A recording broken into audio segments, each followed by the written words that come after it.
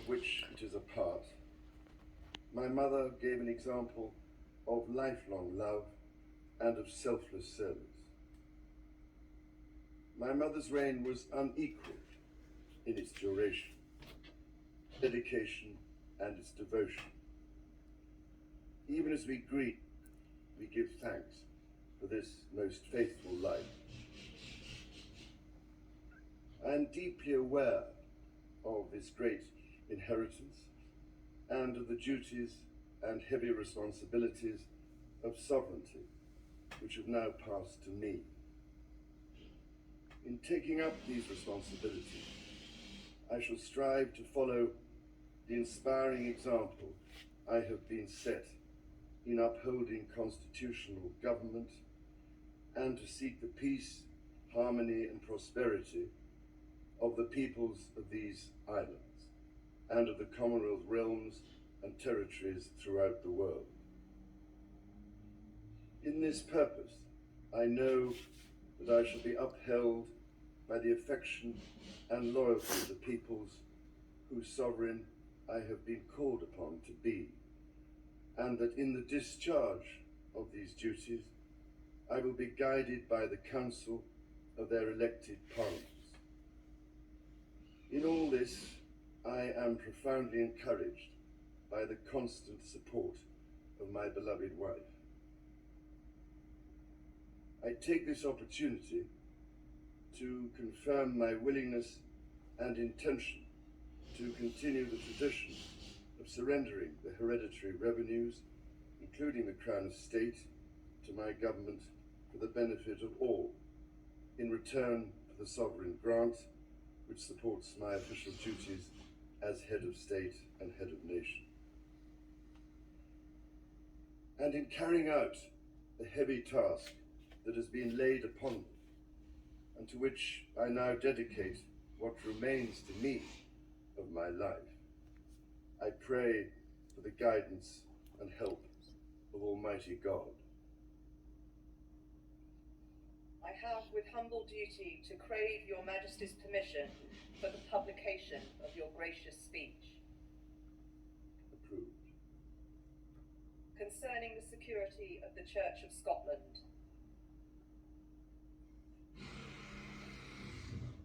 I understand that the law requires that I should, at my accession to the Crown, take and subscribe the oath relating to the security of the Church of Scotland. I am ready to do so at this first opportunity.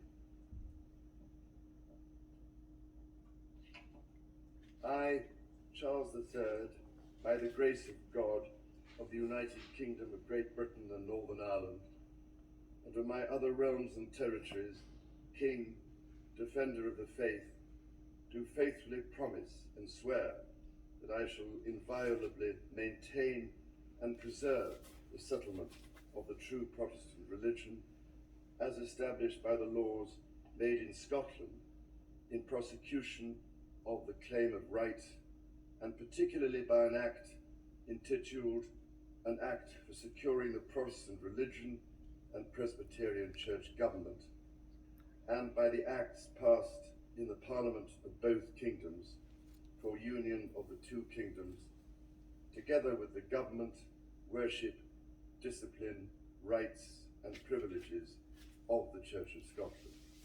So help me God. I now invite your Majesty to subscribe both copies of the instrument, confirming the oath has been taken.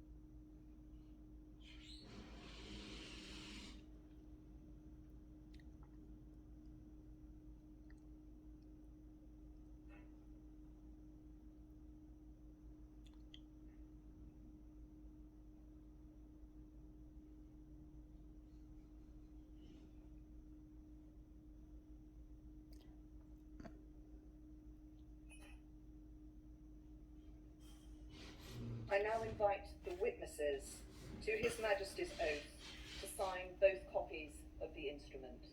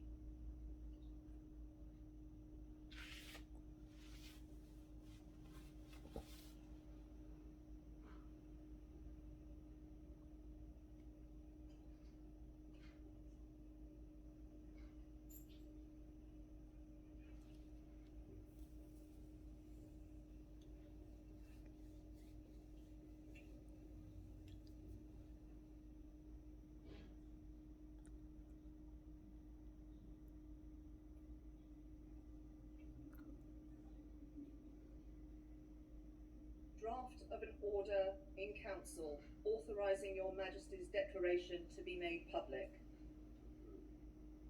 Draft of an order in council for recording the oath relating to the security of the Church of Scotland, to be transmitted to the Court of Session, to be recorded in the books of Sederant, and afterwards lodged in the State Papers of Scotland and in the Council Register. Draft order in council determining the form of proclamation